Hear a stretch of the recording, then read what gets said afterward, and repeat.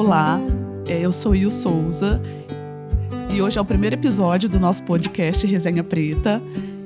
Nós estamos sobre o edital 03 de 2024 e é o edital Cultura em Ação do Fundo Municipal de Cultura. Hoje nós vamos receber a Dona Odete.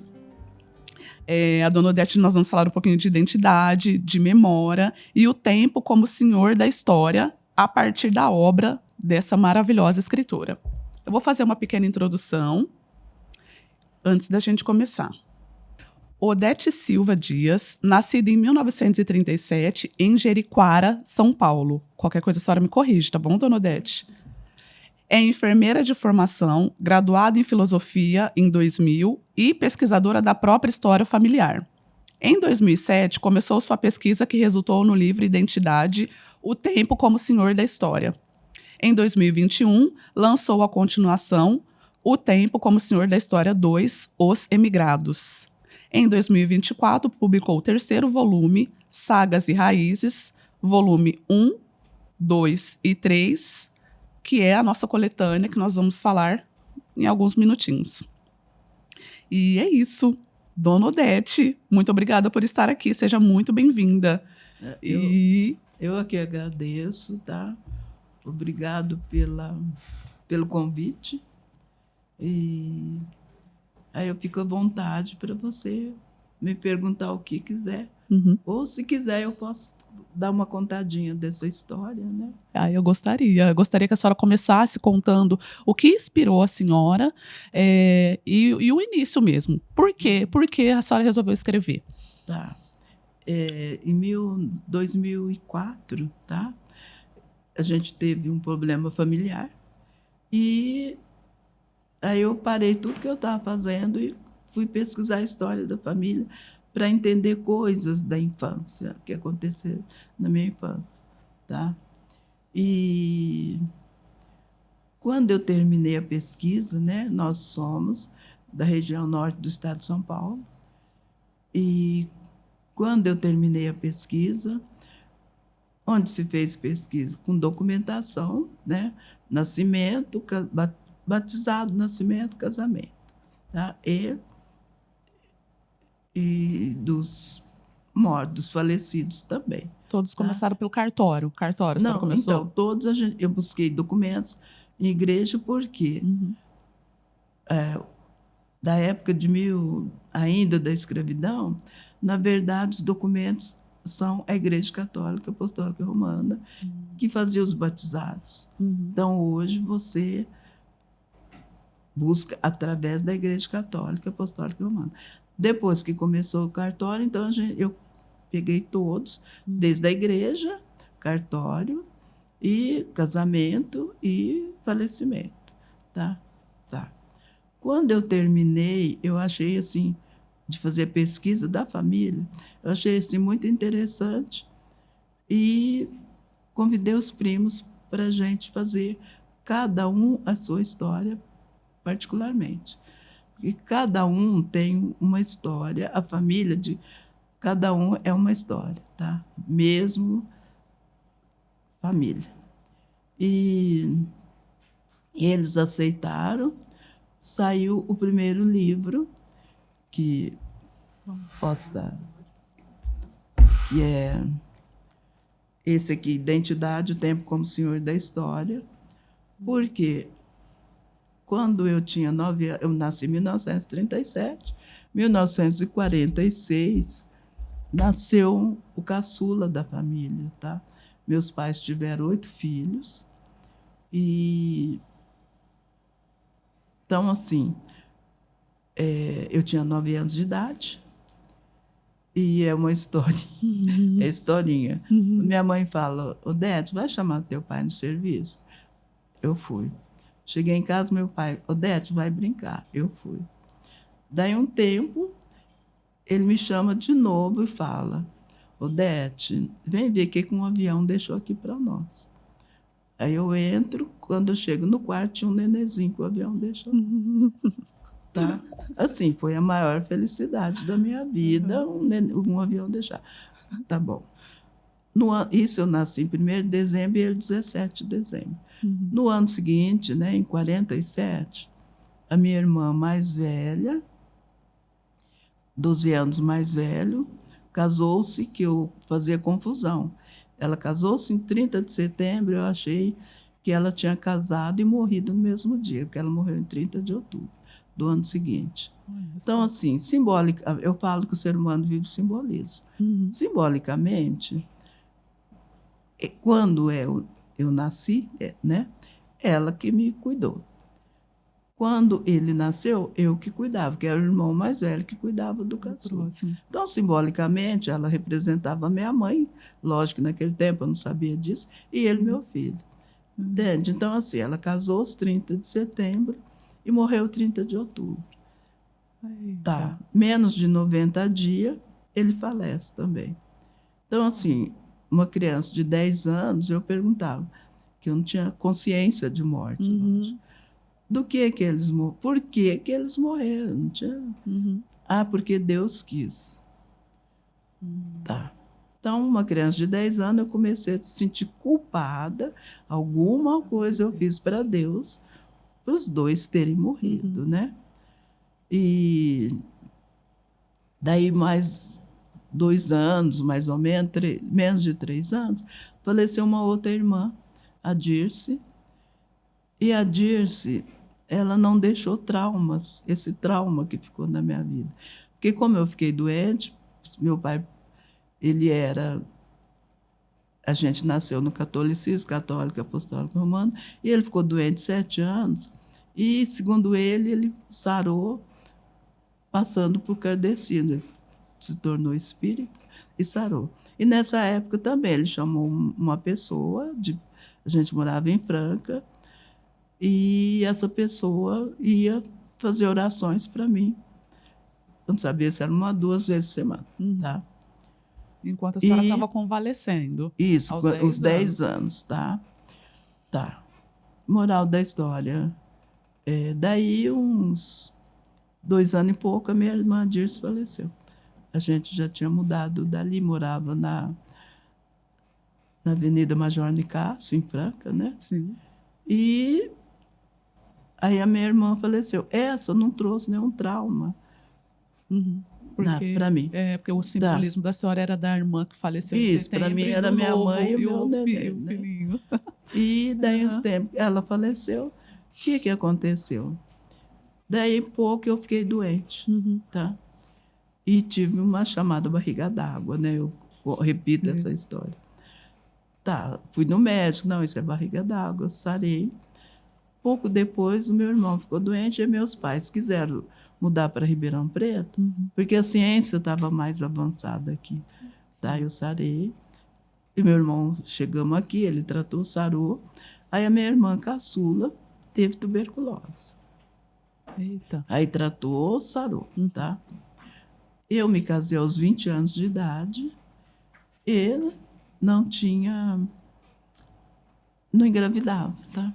Aí aos 20 e poucos anos eu fui fazer auxiliar de enfermagem e trabalhei no Hospital das Clínicas.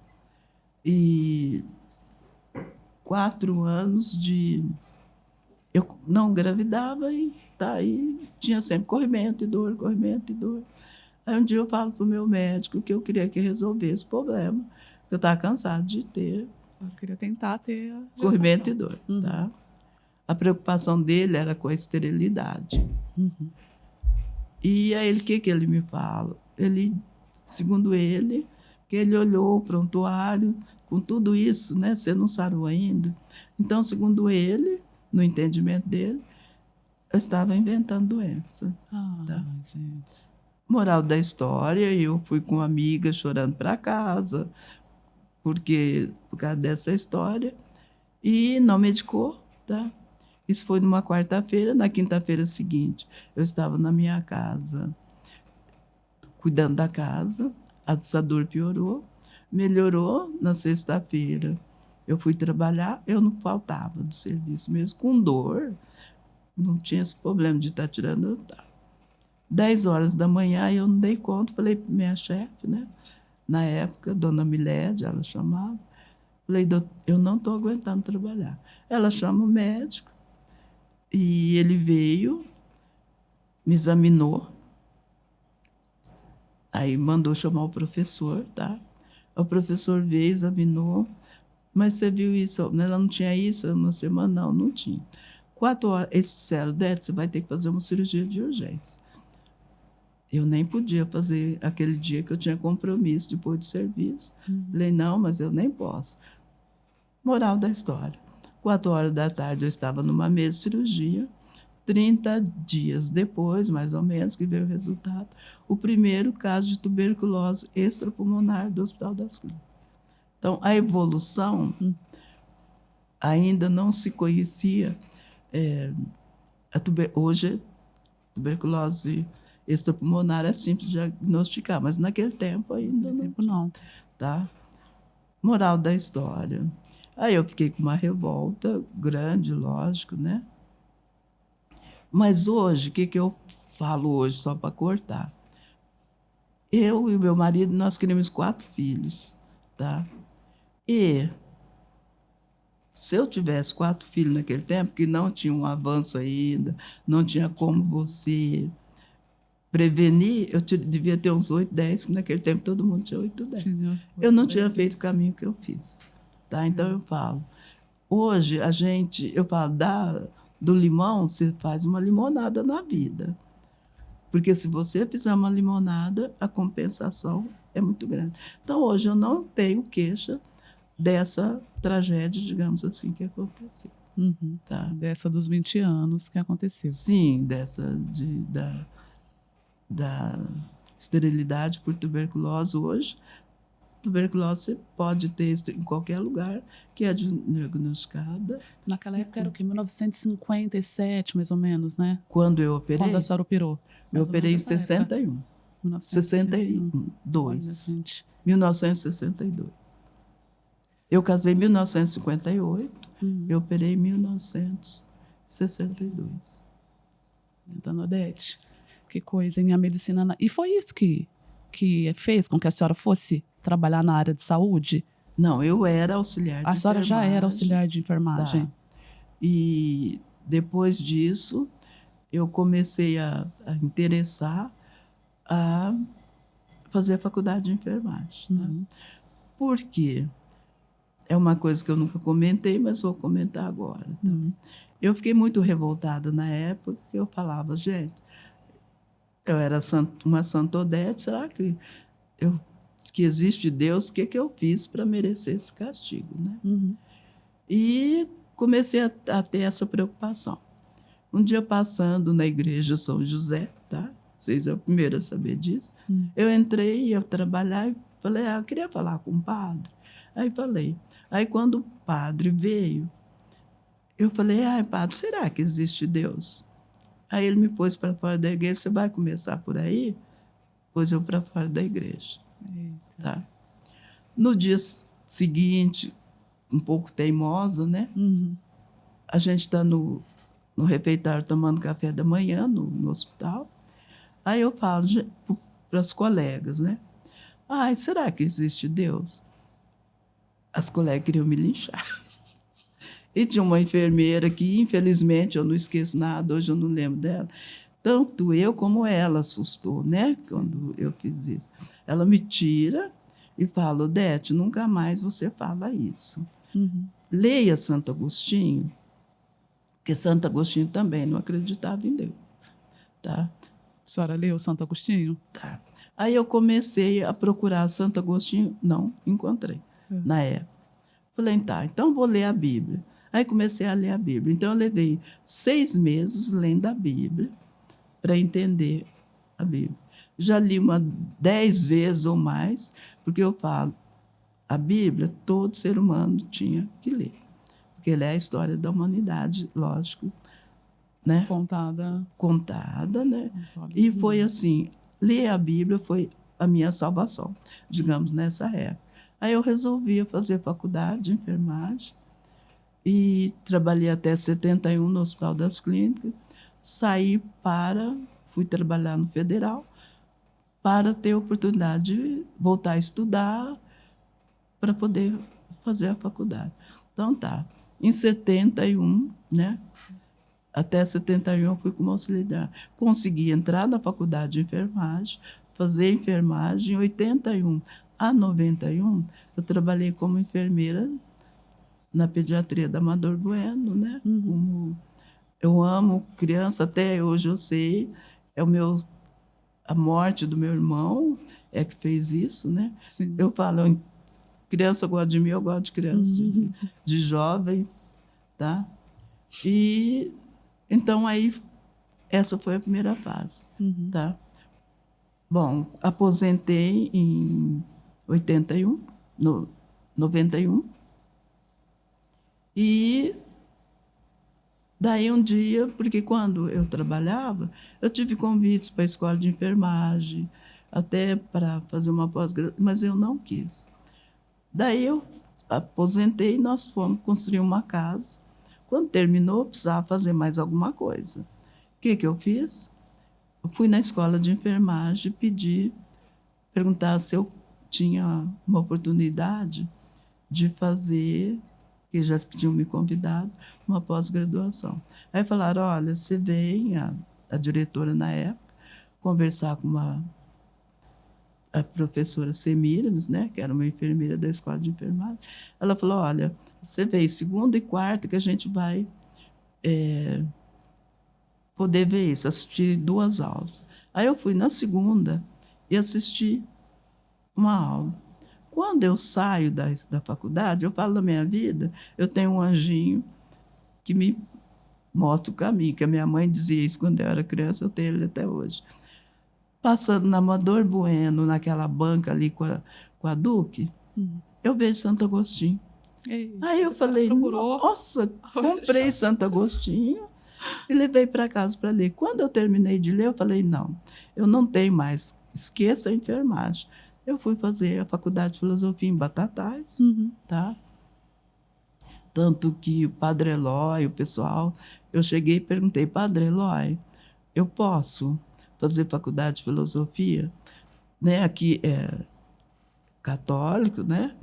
E falei, porque eu não acredito nesse Deus de Deus. Foi uma... Não. Padre Eloy, hoje, já tem um avanço nisso, né? Sim. E acabei fazendo a faculdade de filosofia, esqueci da enfermagem e fui fazer faculdade de filosofia.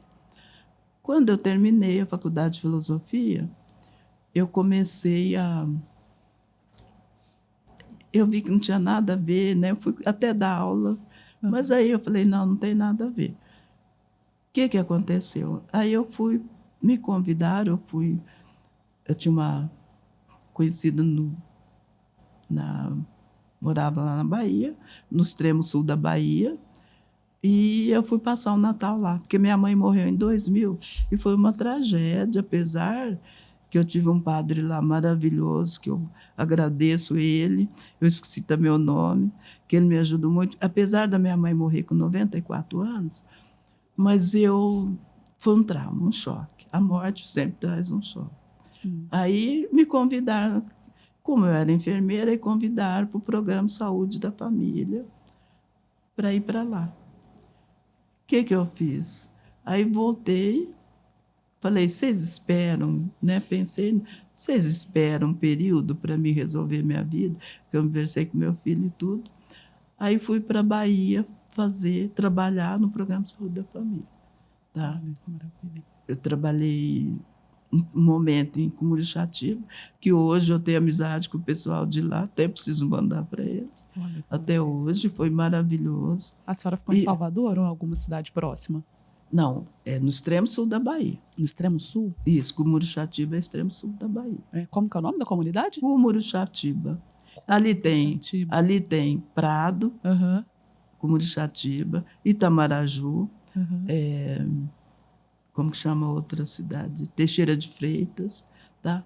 E ali o trabalho foi 10 em termos de avanço e pesquisa da saúde pública, trabalhando no Programa de Saúde da Família. Então, eu fui trabalhar no Programa de Saúde da Família. E o que aconteceu? Tá? Vocês vão escutar histórias reais pela primeira vez. Quando eu chego lá, pessoal, Dona Odete, Que religião que a senhora é? Eu falava, nossa, e agora? Tá?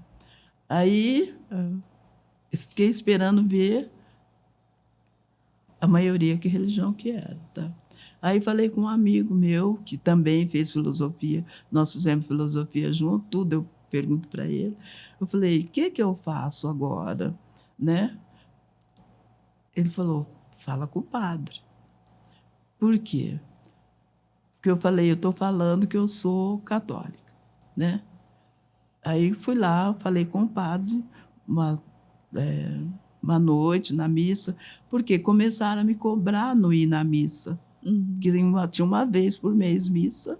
E a senhora não estava indo? E eu não estava indo.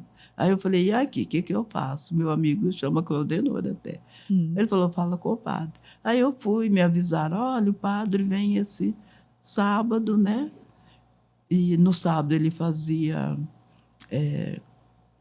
a confissão e domingo a comunhão. Então, cheguei lá no sábado, eu fui a última a ser atendida. Aí falei para ele, padre, eu falei, é até triste falar, mas é verdade. Eu entrei numa depressão. Eu falei, mas eu jamais imaginei que chegasse num lugar e as pessoas preocupassem com que religião que você é. Tá? E eu aí comentei com ele, ele falou, quantos anos a tua mãe ficou doente? Olha que eu era da saúde. Eu falei, olha, ela ficou 17 anos, mas ela bem, né? Morreu lúcida, com 94 anos, tudo certinho. Aí ele foi a maior ajuda que eu tive de um padre na hora de sofrimento. Porque ele falou, aí ele me explicou como padre, por quê? Porque a gente ficou anos cuidando dela, entende? Então, não é assim, mesmo com 94, que eu falei, eu sinto erro, ela estava na hora de morrer. Então, ele me ergueu, tá? Hoje até, infelizmente, se ele um dia ouvir isso, ele vai saber, graças a ele, aí consegui recuperar e voltei à luta. Daí parei de trabalhar lá, voltei para casa, mas aí também tive um convite no Maranhão para ir trabalhar em saúde pública. Fui no Maranhão trabalhar no Programa de Saúde da Família. E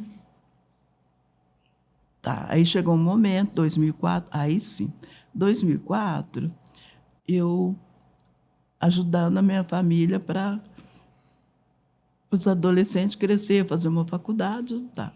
Mas não tive essa correspondência. E tive uma muito surpresa. Eu estava no Maranhão, parece, chego e tenho um problema, um desastre de família. Aí eu parei tudo, voltou, entrei, foi que eu comecei a fazer a pesquisa da família. Então, a pesquisa foi por causa dessa história aqui. Tá? E terminou o livro, eu achei super interessante, porque... O primeiro, terminou o primeiro. Por quê? Primeiro, o nenenzinho morreu de... Como é que chama? Ai, fugiu agora. Não tinha vacina. Aquela de tosse lá. Quando não tem a vacina... Não, naquele tempo não tinha vacina. Não foi tuberculose também? Não. Foi outra. Não. Foi aquela... Ele morreu... das gotinhas. Não, mas eu lembro, deixa eu passar. Sim. A minha irmã, Dirce, Aparecida, a época, Chagas, porque a região norte é Chagas. A minha irmã Dirce, que não teve problema nenhum, morreu de tuberculose. Não tinha vacina, não tinha ainda posto de saúde, não tinha nada. Então, a Dirce morreu de tuberculose. Então, não foi Deus que fez aquilo, tá? Sim. Foi o avanço da ciência, ainda estava atrasado. Sim. Não existia vacina naquele tempo. Então, hoje, na minha família, a gente teve muitas tragédias, com parente e tudo. Hoje eu tenho primos ainda em cadeira, filha de primos, né? Em cadeira de roda, com poliomielite. Não tinha vacina naquele da tempo. polio. Da polio, que eu estava tentando lembrar. Estava Não tentando tinha. lembrar da vacina da polio. Não, mas dele não foi polio. O dele não foi polio, então? Foi coqueluche. Coqueluche. Tá? Você entende? Então, Sim. quando eu li tudo aquilo, por isso que eu chamei a família para coisar. Falei, não, gente, cada um conta a sua história. Então, na primeira história, nós temos todas as tragédias que aconteceu, o avanço da ciência foi maravilhoso, né? Teve então, o relato de todos os primos e sim, irmãos. De tudo que aconteceu de tragédia. Tanto que essa de Guará. Tá. No segundo livro, qual que foi o problema? Como teve parentes na época que não teve coragem de dar tinha medo, tá, de dar o documento, que eu pedia documento original. Tá? E a pessoa não queria dar. Sim, porque aí um falava, olha, uma prima, eu cheguei lá, o filho dela, não pode dar documento, porque ela vai pegar e pegar o nosso dinheiro no banco. Primeiro que ele não trabalhava, o segundo que... Ele não trabalhava, ou porque não tinha dinheiro, tá, e a não mãe, tinha nem o e que aí pegar. A tia, a minha prima, tá? Chega em outro, né? Não, porque a gente não vai dar documento, por isso. Tá? Chega em Guará, né? A minha prima. Odete, sabe por que a gente não quer dar documento para você? Porque você está mexendo com os mortos. Não se mexe com os mortos. Falei, nossa, que maravilha. É a coisa mais simples, né? É dar essa explicação. Aí falei, olha, é o seguinte. Não, tudo bem, não precisa dar, eu vou embora. Mas deixa eu te perguntar uma coisa. Eu falei, você tem teus netos, teus filhos, né? Porque ela tem... Pôs seu filho na escola, tem teus netos? Lógico, tem que pôr na escola. Eu falei, eu sou contra, eu acho que você tinha que tirar da escola. Por quê? Você já pensou? Tem a neta lá e fala, olha, Pedro Alves Cabral descobriu o Brasil em 1500. Você sabia que eles estão falando de mortos? Eu falei, tem mais. A princesa Isabel assinou a Lei Áurea em 1888. Você sabia que ela é uma morte e teus filhos estão falando nela? Eu falei, bem, e que rua é essa que você mora aqui? Eu moro na rua Duque de Caxias. Eu falei, e você está morto, porque o Duque de Caxias é um morto. Tá? Também já faleceu. Não, morto. Eu falei, bem, então tá, vou embora, não precisa dar nada, não, obrigado. Tá. Eu falei, é só a última coisa que eu vou falar. Jesus Cristo é um morto e vocês ficam todo dia falando e pedindo as coisas para ele. Pronto. Aí deu o documento. E aí todo mundo... Então, conseguiu juntar a documentação mas aí de todo mundo. Que acontece? Recentemente, aí todo mundo hoje entende o que é a busca da identidade. Os meus primos, alguns pediu desculpa, Odete, a gente não entendia naquele tempo. Aí o filho de uma prima pediu para eu criar livro para saber essa história, porque na época a mãe não deu. Falei, não, tudo bem, então vamos refazer essa história. Tá? Então, a gente estou esperando esse segundo semestre para a gente juntar todo mundo que não deu e atualizar, tanto com quem já morreu, como com quem nasceu, e atualizar para toda a família. Mas, o que aconteceu?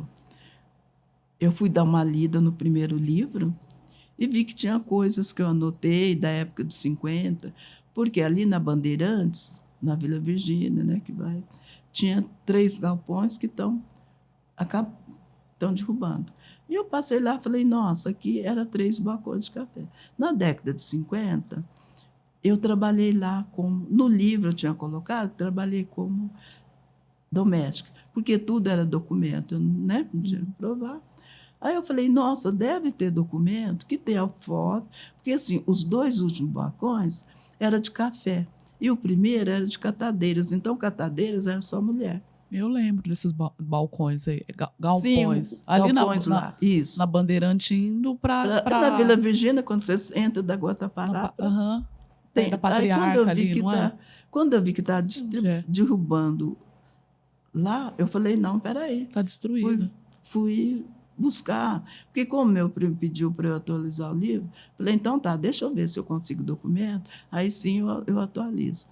Moral da história, aí cheguei, fui lá, não sabia que o Museu do Café estava reformando, Aí a moça mandou, não, está reformando e pode procurar uma pessoa que me atendeu, 10.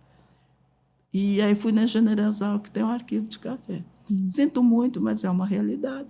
Aí cheguei lá, toquei campainha, perguntei para a funcionária, né? Olha, eu queria uma informação sobre café, porque eu trabalhei. Ela expliquei, ela falou, aqui é para elite, não é para ralé. Tá, moral da história. Eu fiquei tentando com ela, tentando explicar por que eu queria. A senhora ainda tentou, mesmo ela tendo respondido dessa Sim, forma? não, tudo bem. Mas, para mim, não tem problema isso. Tá? Aí mesmo tentando, expliquei, moral da história. Uma pessoa me pegou, aí eu comentei com as pessoas, você não brigou com ela? Não, não vou brigar. Aí me trouxe documentos sobre as imigrações, tá? E por quê? Aí deixa eu já explicar. Por quê?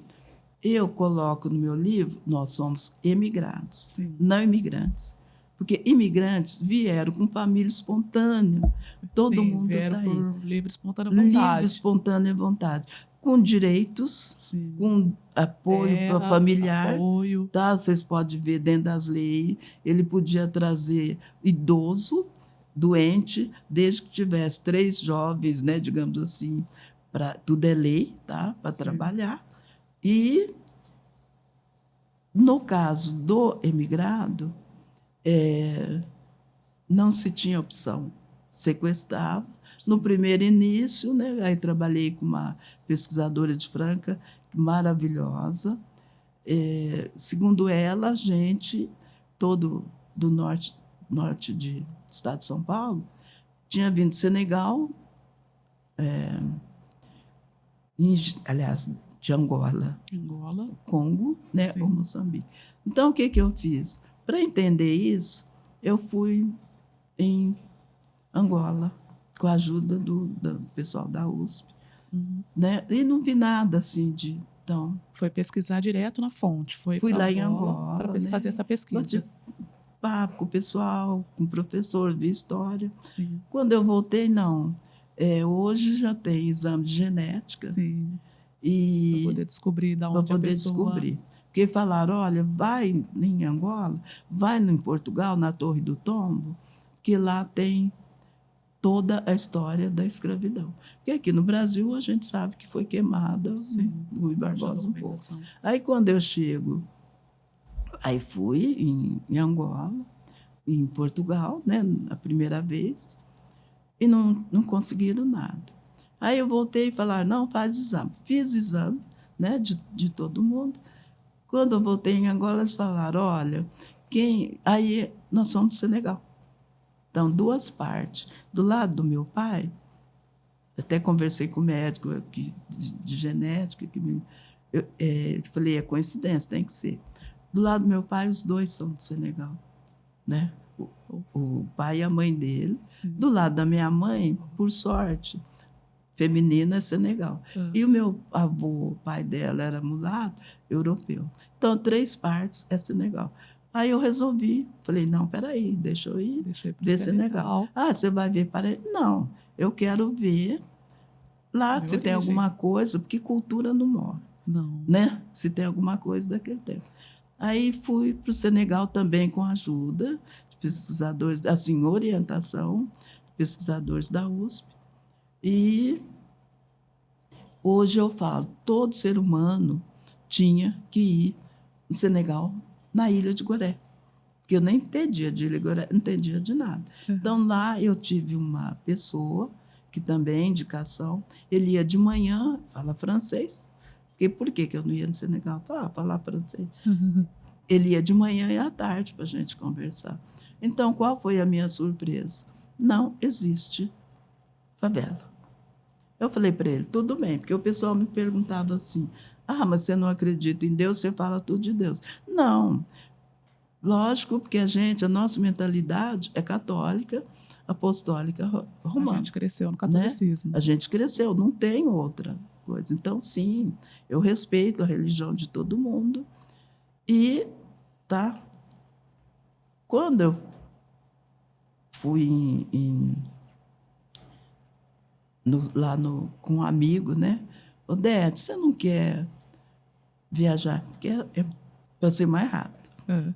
Tinha uma médica que era do HC, ele é do HC, e ela casou-se com um norueguês e convidou ele para ir lá na casa dela. Eu conheci eles foram em casa tudo. Ele falou, você não vai comigo? Eu falei, eu vou, eu falo, não me chama que eu vou. Não fui na Noruega atrás de nada. Eu fui em companhia dele.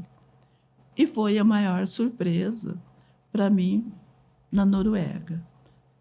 Porque eu fico quando eu viajo, eu falo que eu viajo em hostel, né? Antigamente era albergue da juventude, e eu, com conhecimento, comecei a viajar, que é a melhor coisa, a viagem fica mais barata e tudo. E aí o marido dela segurou vaga para mim e para ele no hostel. Quando eu chego, eu já tinha ido na França, já tinha ido em Portugal e Espanha, tá? França foi porque eu tinha sonho de conhecer a França, todo mundo quer Paris. Tá? E assim, o que é lá? Aqui os quartos de menina é de cá e de menino é de cá. Banheiro de menina é aqui, banheiro de menina é aqui. Como os nossos aqui. Sim. Tá? Então, a gente dormia separado. Quando eu chego lá na Noruega, aí falaram, olha, que eu ia dormir junto no mesmo quarto. Tá? Todo mundo. Aí eu falava, não pode. Tá? Não, a senhora vai... Não, aqui é tudo para dormir no mesmo quarto. Aí o que aconteceu? Para ser rápida, o que a moça fez para convencer de eu dormir no mesmo quarto que essa pessoa que eu fui, esse rapaz? Eu tinha 80 aninhos, quase, e ele tinha 40. Tá? O que aconteceu? Olha, senhora, então tudo bem, a senhora pode dormir separado, mas a senhora vai pagar mais 800 kroner. Aí eu falei, não, peraí. Eu vou dormir junto, é melhor, né? Falei, nós vamos dormir no mesmo quarto. A gente vai dormir no mesmo quarto, sim. Se a tua mãe, né, que é brincalhota, quiser obrigar eu a casar com você quando chegar lá, não vou casar, tá? E fomos, mas eu fui irritada, sempre. Aí dormimos no mesmo quarto. No outro dia eu estou lá na casa dela e falo para o marido dela. Eu falei, onde já se viu isso? Né? Porque aí à tarde eu cheguei lá, já tinha um moço lá, alemão, sei lá, e tinha 3 chinesas no quarto, aí chegou eu e ele, né, brasileiro. À tarde chegou um casal italiano, que a gente ficou batendo papo. Mas mesmo assim, no outro dia eu cheguei na casa dele e falei. Eu falei, mas onde já se viu isso? Dormir no mesmo quarto, tudo junto, uma mulher. E adivinha o que ele me fala? Que eu estava mesmo assim irritada. E adivinha o que ele fala? Olha, que importância tem dormir todo mundo no mesmo quarto, tá? Moral da história, quando eu olho, primeiro, gente, a Europa já não tinha hoje infelizmente, você tem que levar o muro até lá em cima, que tem aqui, já não tinha, tudo baixo. Mas lá no norte, a cerca é verde, tá? Então, de repente, quando eu vi, ele falou isso. Então, não existe invasão de casa. A minha casa entrou um ladrão um dia com meu filho dormindo, foi um choque. Por isso que a gente até acabou fechando, subindo, porque tinha murinho baixinho. Subiu o muro por conta disso. Por conta disso. Segurança. Aí, quando eu olho, eu falo, gente, não existe invasão de domicílio aqui. Cerca baixa. Daí fui encantar. Tá? As casas sem muro. Casa sem muro. Eu falo. E também não existe essa grande violência que a gente tem contra mulher, criança, adolescente. Foi um choque. Aí, qual que é a religião aqui? Martinho Lutero. Eu falei, não, gente, eu preciso entender Martinho Lutero. Aí, já tinha estudado na filosofia. Um pouquinho. Aí, vim para estudar, para entender Martinho Lutero. Você entendeu? Então eu falo, eu sou rato de igreja, porque dentro da religião que você aprende as coisas. Qual que foi Martinho Lutero? Acho que todo mundo sabe quem é Martinho Lutero. Ele quebrou a hegemonia da Igreja Católica Apostólica Romana. Tá? E, tudo bem, é a história, não estou inventando nada, é só as pessoas catarem e lerem. Tá? Foi o que eu fiz. Aí cheguei em Ribeirão, fui atrás de uma igreja luterana, conversei com eles, e me abraçaram, entenderam, e estudei Martinho Lutero mais uma vez. Infelizmente, hoje, o que eu falo? Se Jesus Cristo voltar e Martinho Lutero voltar, vão morrer de desgosto, né? Porque a briga a luta que eles fizeram é para a humanização das pessoas, né? E agora eu vou fechando, porque vai sair o terceiro livro. A gente está trabalhando, em 2015, a Ordem dos Advogados do Brasil, por causa dessa história, me convidou para fazer.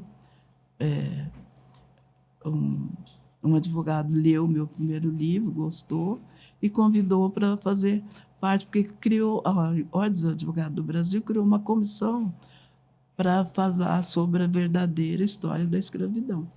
E cada estado falaria da sua história. O estado de São Paulo, a pessoa que foi convidada me convidou e eu fui participar. E eu levei isso, que eu já estava há muito tempo trabalhando com isso, essa novidade, é a nossa perda de identidade genética e geográfica. Então, nós não somos... Então, eu explico no livro, porque eu acho que nós somos emigrados e não emigrados. Porque o E é exclusão. Sim, é a Comissão de Verdade da Escravidão Negra da OAB. É esse que a senhora vai fazer parte agora? Não, nós fizemos em 2015, há 10 anos. Outro dia eu levei um susto, que agora eu estou fechando isso. Quando eu vejo, faz 10 anos que eu estou trabalhando nisso e não tinha visto. Aí eu falei com o advogado, o senhor viu que já faz 10 anos que nós estamos? Aí nós estamos fechando, estou fechando essa história. Por quê? Aí, por que emigrado? Porque é de exclusão, está no livro explicando por que emigrado. Porque veio criança de qualquer idade que podia. Então, quando eu chego na Ilha de Goré, levei o maior susto que eu não esperava. Lá você vai entender o que é escravidão. Então, eu tenho fotografias no livro, porque não se vinha o idoso. Era jovem e criança. Era mesmo para trabalhar. Só para trabalho, mão de obra, né? Era mão de obra. Sim, era só mão de obra. E foi assim um choque, eu fiquei doente, tive um problema lá. Cheguei aqui e acabei indo no médico para ele, sabe, porque eu tive um estresse grande de ver aquela história, porque eu nunca imaginei chegar e ver. Então, hoje eu falo, todo ser humano tinha que ler a Bíblia, e todo ser humano tinha que ler a Bíblia, e todo brasileiro tinha que ir em Goré para entender o que foi a escravidão. Tá. Gente, muito lindo. Tomara que um dia todos nós tenhamos essa oportunidade. Esse livro aqui da Dona Odete é o livro que a gente está lendo, a gente vai passar para esse segundo livro, e a gente fala de identidade, Dona Odete. Fala para mim, a senhora acha que a identidade é fixo ou a senhora acha que a identidade está em constante transformação? Porque a senhora veio de vários lugares. A terceira vez, né? Agora eu vou até parar. Não, por quê? Aí eu pedi ajuda dos professores da USP, lá de genética, tá? E lá a gente vai ser uma outra fase. Aí eu levei um susto, que eu falei, gente, daqui uns dias faz 10 anos, eu não morro, que a gente está trabalhando com a identidade, com a comissão Não, com a USP agora, né? A Comissão da Verdade, a gente está fechando agora essa história. Só para a gente, então, demarcar um tempo. Em 2015, a senhora começou com a Comissão de Verdade da Escravidão Negra, da OAB. Sim. E está trabalhando nisso há 10 anos. Fechando. Aí, fechando agora em 2025. Isso. E a gente começou agora em fevereiro. Nós tivemos uma reunião na USP com o Departamento de Genética para pedir isso trabalhando a sociedade como um todo, outras pessoas, né? Sim. É uma emenda constitucional para que todo ser humano é a recompensa que a gente vai ter, independente da cor, do continente que ele veio, porque a gente sabe que muitas crianças se perderam muita gente se perdeu. Hoje todo mundo está querendo ver essa identidade. Sim, Independente de é para o ser humano, não é para quem veio do continente africano, quem veio do asiático, quem veio do europeu, quem veio para toda a que humanidade. tenha direito a fazer o exame, que perdeu, né, o contato com família, a fazer o exame de genética, uma emenda constitucional, porque a maioria não pode pagar esse exame, Não. porque é muito caro. Algumas tá? pessoas fizeram. Eu Sim. não tenho noção do valor, mas eu sei que Sim, ele não mas tem que ser no barato. mínimo 4, né? É 4 exames. Para poder identificar certinho. É do pai e da veio. mãe, né? Você entende? É muita coisa. Então, assim, esse hoje a nossa luta. Sim. E vou trabalhar agora, a partir de agora, para que esse exame junto seja gratuito. Com a USP, que eles também abraçaram essa ideia. A gente perdeu só isso. Então, hoje eu sei de onde eu vim, para onde eu vou. Tá? E aí a senhora acha que quando a pessoa, a gente foi emigrado, né, grande parte dos nossos antepassados, e aí muita da nossa identidade se perdeu. A senhora fez Não, hoje a ciência faz caminhar. Sim, então, faz hoje, através da ciência, do caminhar da ciência, se descobre de que país você veio, de tal continente. Mas a gente aqui no Brasil, a gente tem uma identidade múltipla, que nem a senhora foi descobrir que a senhora é do Senegal e também parte da Europa. Mas exatamente é isso que o exame faz. Sim. Tá? É saber. Outro dia eu estava vendo, lá nos Estados Unidos, um cara, né, teve um trabalho desse que eles estavam fazendo, e o moço, ele era loiro, e de repente ele descobre que ele tinha também alguma coisa de africano. Você entendeu? Sim. É um misticismo aqui. Então, qual que é? Quem é do Japão? Não, a minha família, a maioria tem da Europa, a maioria tem de onde veio. O africano é que não tem. Tá? É a gente que precisa dessa história, desse resgate então, de aí a gente identidade. vai saber se nós somos do norte, do sul. Do Senegal, da Angola. Do Senegal, de Angola, exatamente. Aí as pessoas vão saber de onde uma parte veio. Porque, por exemplo, eu gostaria que eu tivesse todo do Senegal. Aí também era privilégio demais, era ajuda demais do santo, né? Você entendeu? Sim. Mas é isso aí. Mas é isso. Que interessante, dona Odete. Quanta coisa, quanta vivência. Eu quero que a senhora me fala o que a senhora espera que o leitor sinta quando ele mergulha nessa obra. Então, o que vai acontecer? Eu acho que esse é o resgate da parte psicológica, emocional de todo mundo. Ela vai... Você entende? Eu sempre falo, quando eu vou à escola, eu falo para as crianças, nós somos todos iguais, gente, dente, criança, né? Nós somos gente de cara e dente, nariz para frente. Todo mundo. Independe de ser uma mulher, você entende? Todo mundo, digamos, qual a explicação que eu dou para as pessoas, simples para poder entender? Se você precisar de uma doação de sangue ou de um órgão, tá?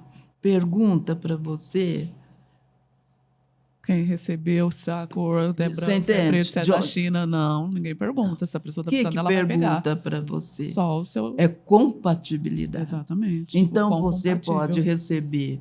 Um branco receber os órgãos do negro, o negro receber do branco, o japonês. Você entendeu? É compatibilidade.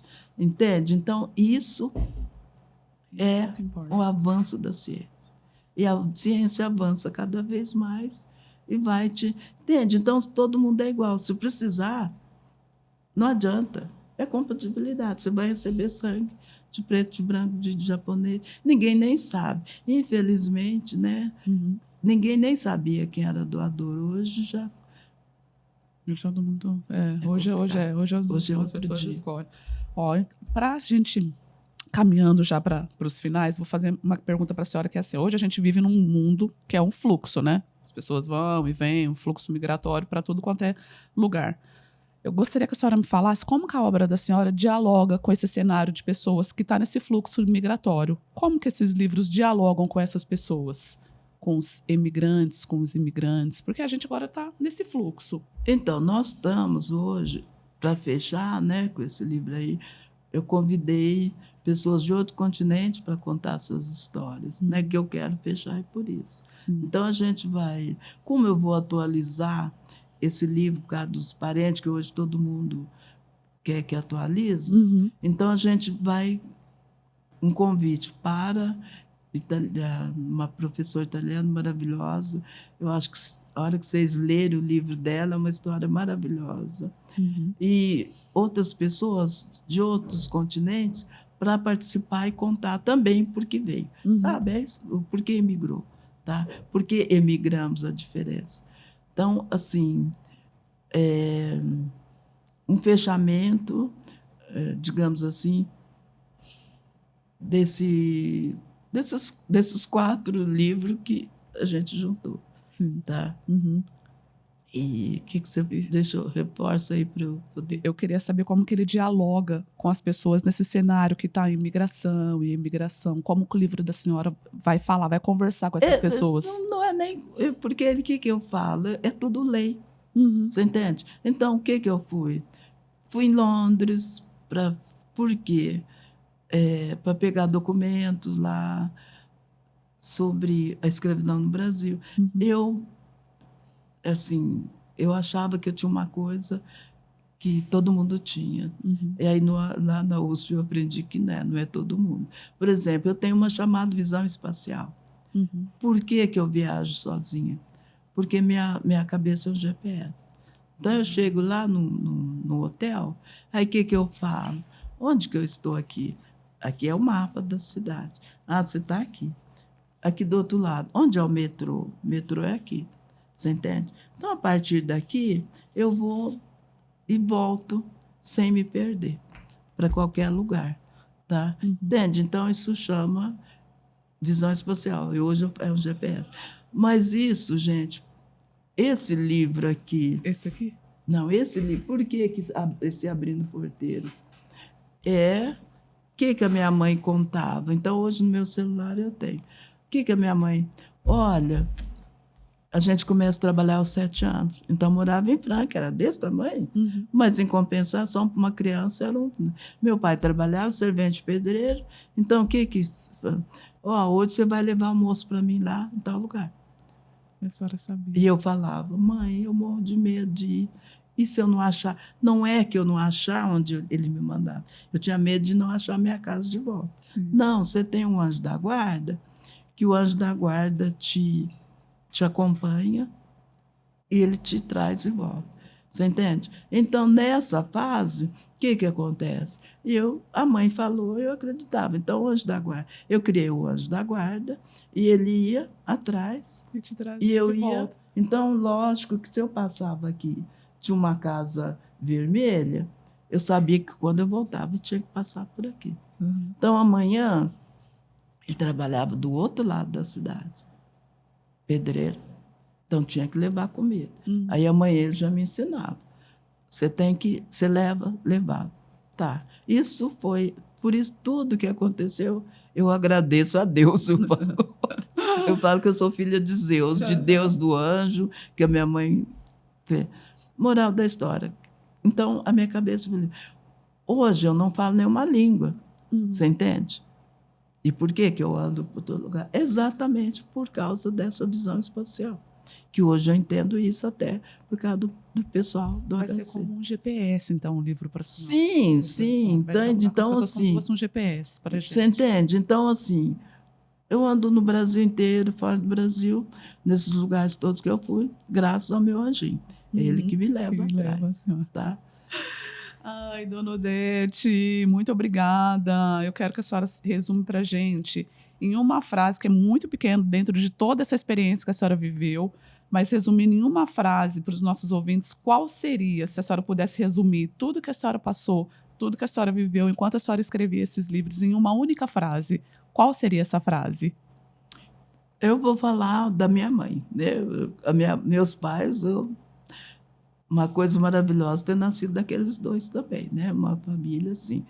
A minha mãe, quando a gente era criança, naquele tempo, tanto que da geração, né, minha, filho da minha mãe, quem pôs filho na escola foi minha mãe, porque ela não queria aprender a ler e escrever, não conseguia, não, né, mulher não ia para Getúlio Vargas, que fez essas mudanças. E o que ela falava? Quando teve os filhos, começava aos 7 anos ir na escola, então, por sorte minha, eu cheguei aos 7 anos na cidade, veio da roça aos 7. Então, ela falava, a patroa dizia, Júlia, criança de pobre não tem que ir para a escola, tem que aprender a trabalhar. Entende? O que a minha mãe falava? Olha, a limpeza Deus amou, lógico, era super religiosa. E outra coisa, conhecimento, dinheiro as pessoas te roubam, conhecimento não. Então, hoje, o que eu falo, fechando a frase? A gente precisa de saúde e educação. Tanto que hoje está provando aí, né? O que é a limpeza Deus amor? Eu falo que até não tivemos nenhum problema de Covid em casa, mas a higiene é acima de tudo. Água e sabão. Sim. Tá? Água e sabão é a parte. Então, essa é Deus que amou e a gente que tem dele. E a segunda, e o conhecimento. Se ela não tivesse colocado os 4 primeiros anos na escola, que naquele tempo era só 4 anos, eu não teria no futuro feito o caminhar que eu tinha. Tudo bem, tinha tempo que eu dormia 4 horas por noite, que eu tinha que trabalhar, pagar a faculdade, estudar e não reprovar. Uma jornada enorme, né? Você entende? Então, assim, o que nós precisamos? Segundo, é saúde e educação. Segundo a dona Júlia, a limpeza Deus amou. E dinheiro as pessoas te roubam, conhecimento não. Conhecimento não. Ai, muito obrigada, dona Odete. É isso. Conhecimento ninguém rouba da gente. Obrigada. A gente está chegando ao final dessa nossa conversa com a dona Odete Silva Dias. A trilogia da identidade dela mostra para a gente como que a gente é feito de muitas camadas, né? E das memórias coletivas que herdamos, dos deslocamentos que nos transformam e das raízes que nos sustentam. Então, dona Odete, eu queria agradecer a senhora, muito obrigada por estar aqui hoje, compartilhar toda essa pesquisa, que é um GPS, né? Um GPS para a gente, toda essa pesquisa que a senhora fez, e a sua escrita e a sua sensibilidade com a gente. Então, e a você aqui, a galera que está aqui com a gente, continue, porque terão outros episódios, né? E a nossa história no Resenha está começando, mas ainda tem aí um caminhar pela frente. Tá joia? É isso. Até o próximo episódio. Tchau, tchau.